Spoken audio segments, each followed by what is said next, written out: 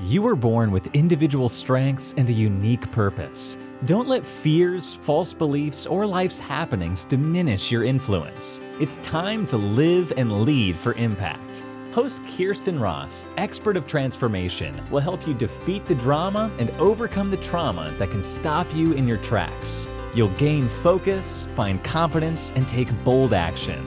Unleash passionate, purposeful you. Let's go. Welcome to Live and Lead for Impact, an important piece of the Impact Academy. So this is Kirsten Ross Vogel, and I'm your host. And today I'm going to be talking about a very important aspect of family business. And I'm hoping that if you're in a family business, to motivate you to move into those difficult discussions. So as you've likely heard me say, I've been working with family businesses for many years in all kinds of industries.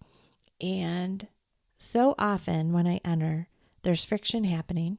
And I try to motivate them to move through the conversations that need to happen. And I hear lots of reasons and excuses that feel like facts. Here's some of what I hear. We're fine. We're too busy. We love one another. I don't know what I want. It will never happen anyway. We'll do future planning soon. I don't want them to be mad at me. There's no need to rock the boat. All will be fine. We all get along well. We'll work it out soon. So what's really happening there?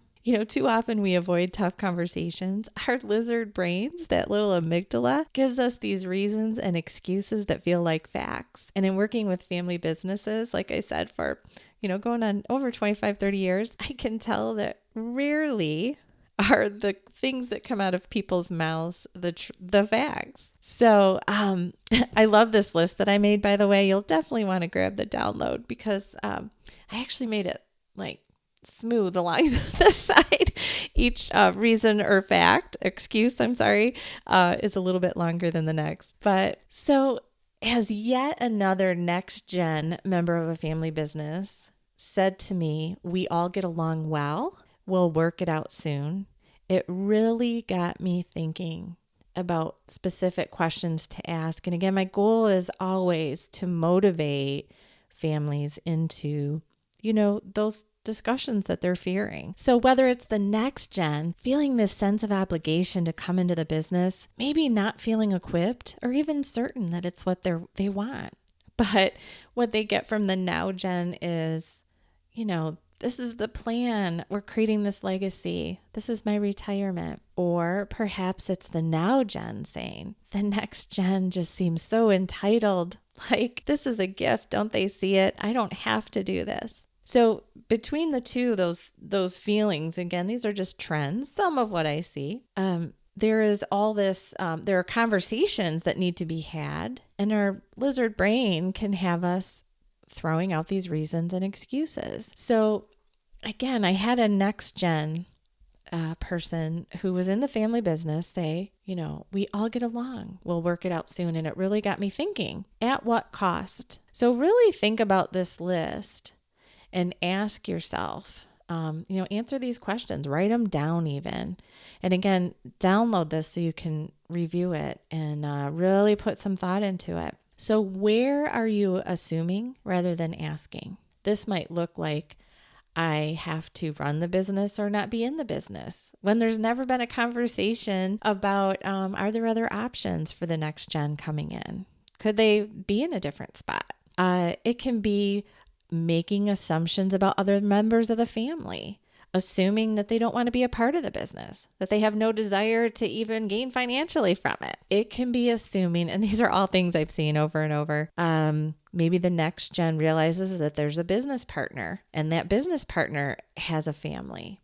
And the assumption is everything will be fine. We get along and the partner's family has no interest in the business. But let me tell you, when life circumstances change, those assumptions can really come back to bite you because a lot of times they are not aligned with fact. How about where do you have frustrations not addressed? Where are you building resentments and just kind of accommodating and moving through what is very uncomfortable, what you don't want, what you wouldn't choose, feeling, if you're the now gen and you're feeling unappreciated, if you're the next gen and feeling like you don't have a voice, but you just keep silent and tell yourself, we all get along. We'll work it out soon.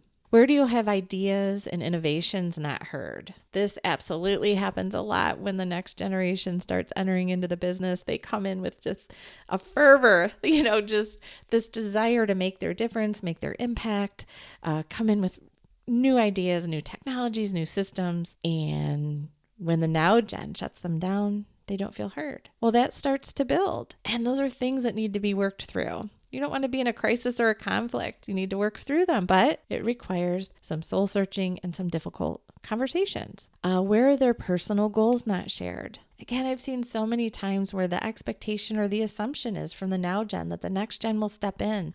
They'll be the saving grace. They'll create the retirement income that's needed because everything else has been poured into the business. And so the next gen at times comes into a position that is not at all aligned with their strengths. They have completely different personal goals, but they're afraid to share them. Where are the decisions made without input? So this can be you're the one making the decisions, do some soul searching, and you haven't asked others for the input. Or maybe you're the one who wishes you could have input, but decisions are being made. And then this is one of my favorites. I end up working with family businesses so much around this. Where do you have boundaries? Not created, not communicated, and or not kept. So often, again, the fears of the responses that people might get from their family, the fear that they have, has them staying silent. Sometimes there's just dysfunction in the family, and then it ignites bigger into more friction within the business. I always say when family and business collide, there can be a lot of friction. So if you stopped to think about, are some of my frustrations coming from not being good at creating boundaries? Are you getting frustrated, feeling angry, staying silent, when really you should come up with some rules about how you will engage in relationships, and then communicate those rules and then keep them. So create the boundaries, communicate the boundaries, keep the boundaries. I really want to encourage you. So I'm going to go back and I'm going to say these again more quickly. And again, grab this download and truly put some thought into what is igniting some of your internal, maybe underlying sense of frustration, resentment, feelings of obligation, uncertainty. This list, if you do some soul searching, can help you determine what are the conversations that I'm not having. And the reason I'm doing this is I've seen it too many times where it's delayed and you feel like you have all the time in the world, and it's easier to push, kick the can down the road, I always say, than dive into what might feel really uncomfortable. Because you feel like, you get into denial and you think, well, I have all the time in the world. Why would I go through the discomfort of this conversation now? But I've seen so many times what happens when those conversations haven't been had. And trust me, even though it's uncomfortable thinking about having the conversations and there's uncertainty about how those conversations will go, two thoughts. One, in 30 or so years of facilitating some very difficult conversations, I have never seen one where the fears that people have prior to going into them come to fruition. As a matter of fact, it's nothing close, and almost always there are good outcomes on the other side. So yes, there's that discomfort, but on the other side is some amazing things. Sometimes it's baby steps and sometimes it's huge, but I have been in the midst of, again, so much fear ignited about going into conversations and then seeing what happens on the other side. So that's the one piece. I rest assured that, at least in my experience, but it's long and with many, many very challenging relationships and conversations, I've never lost control and I've never seen the fear come to fruition ever. I haven't. Not saying it can't happen, but I have never personally seen it in many, many years. But the other thing is that it is way easier, even if it's hard, way easier to have these conversations when life is just kind of normal versus when you're in the midst of a crisis or conflict. And sometimes when these things brew, when assumptions loom, when frustrations are building, ideas are not heard, goals aren't shared, all of these kinds of things can build and build, and it might be kind of a volcanic response that can ignite a lot of conflict. So, and life circumstances might happen out of your control or someone else in the family that drives you into that crisis mode where you have to start making those decisions, or where those assumptions slap you in the face and you realize, oh my gosh, that wasn't factual at all. I thought all would be fine. We all get along. We'll work it out soon. So let me tell you a story of a client that I worked with years ago. And this is just one instance. Again, there are many, but it was a family where, so the now generation, doing well, mom and dad, fine, 6 siblings, 2 were working in the business, 4 were not. And the parents ended up passing away about 10 days apart. Now, of course, this was not anticipated, and the family had set things up that all of the siblings would own the business equally, and they would all have not just equal financial benefit from the business, but they all also had equal authority in decision making. So this, in theory, that sounds like, oh, this is fair. We'll just make everything even. But in, living that out, a lot of friction was ignited. So obviously what happened is the 2 working in the business were frustrated because the 4 who didn't even know anything about what was happening in the business, many of whom weren't even living in the state, they were living off the proceeds of the business and traveling and enjoying life. And then they got an equal say in the decisions. And so the 2 working in the business wanted to have the fun of reinvesting some of the profits to grow in certain ways and make these fun decisions and really do something with the business rather than just kind of let it skate. But the 4 not working in the business, well, reinvesting some of the profits would have impacted the money that they were getting from the business. And there were 4 of them and 2 working in the business. And so guess who won all the time? So now you have 2 people working in the business, sending checks all over the world to 4 siblings who are living off the profits, and they don't have the decision-making power because the 4 could outvote the 2. So by the time I started working with this family, there was a lot of friction, a lot of frustration, resentment, resignation, and they were a dysfunctional family, as families often are, and so they weren't having the difficult conversations. They were all just kind of sitting in silence and feeling frustrated. The whole, we get along, we'll figure it out soon. In the meantime, though, resentments and frustrations building. So ultimately, I ended up spending some time with the whole family together. First, I did some clarifying work with the 2 who were in the business. What roles did they want? Not what they were assumed or felt obligated to take, but where would they want to be in the business, if at all? And what were their goals and aspirations and all those kinds of things. I call that the work of one. So getting clarity for themselves, because if you're not clear for yourself, how can you have tenacity and move confidently through a tough conversation if you don't even know the outcome that you're working to achieve? And of course, you have to have flexibility about hitting the outcome, but that's a whole nother story. But so I first worked individually with the 2 working in the business and then brought the family together. And once the family was together, I really had to teach them about active listening and assertive communication. And we had to do some practice runs on just speaking up. I also had to set some very clear ground rules. They did a lot of politicking where, you have a meeting, but you don't really say what you mean because that's uncomfortable. And then after the meeting, you go find your one sibling who you might be able to get on your side. And then that's how decisions were made. So we had to make the rule that everyone needed to be present. And I'm talking like not on phones, like not just physically present, but paying attention. And, the conversation happens in the meeting and you don't get to politic after and change the decision. So you would discuss in the meeting, you had to share openly. It was kind of the speak now or forever hold your peace rule. So it doesn't happen after the meeting. It happens in the meeting. So it can be included in the decision making. And then you make the decision and you don't redecide after the meeting. And so ground rules in practice.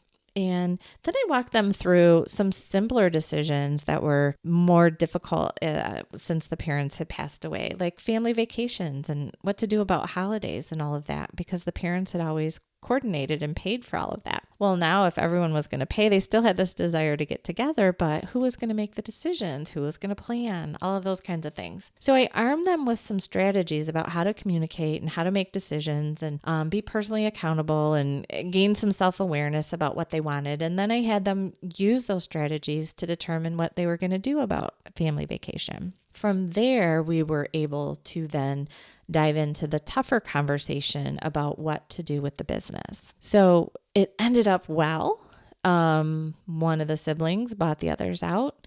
And, like I said, all was well. This is a few years ago. All is still well. So, and that was the right move for them. I don't push the decisions. I just make sure the conversations are happening. I create the framework for that. But if you look at that, just one circumstance of many that I've seen over all these years, it would have been so much easier for the parents to engage in what I'm sure felt to them like very difficult conversations with all of their children to find out what their desires were, what were their goals for the future, what would they like.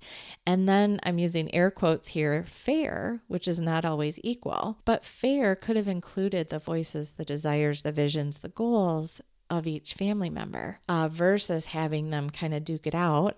While they were with me, they didn't duke it out. We did well, but they were then forced into having conversations again at a difficult time. It was a couple of years after the parents passed away. So, they weren't right smack dab in the middle of crisis and grief, but, it would have been easier, if the parents hadn't done what felt easiest while they were making their plans for what to do with the business. So in this happens, very rarely do our expectations or our goals come to fruition exactly as we envision them. And so it's just so important. Get all the facts on the table, have the conversations. And if you've been around anyone who does wealth management, and that's not me at all, I don't do any of the business selling. And as a matter of fact, with this particular client, I wasn't involved at all in negotiations or how things were paid out or how the valuation of the business. I don't do any of that. I only focus on helping the conversation happen. And at the other end of the conversation,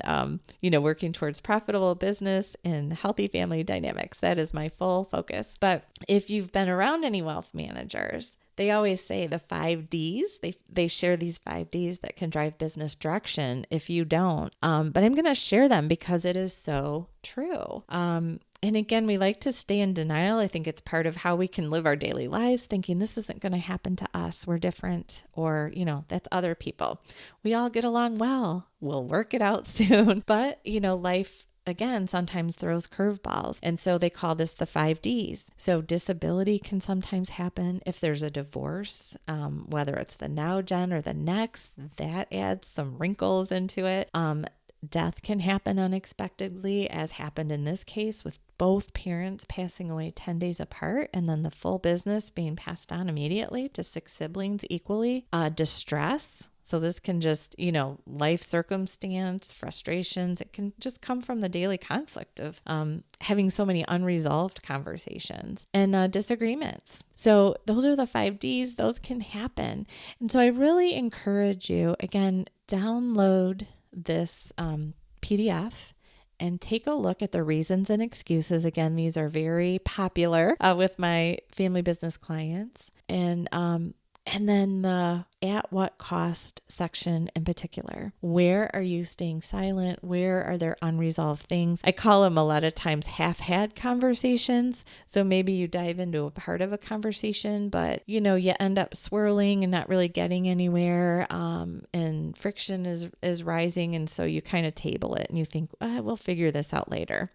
But those tend to build and pile up and stack up, until all of a sudden you have this whole you're just inundated with all these conversations that you need to have. So here they are again. Where are you assuming rather than asking? Where do you have frustrations not addressed? Ideas and innovations not heard? Personal goals not shared?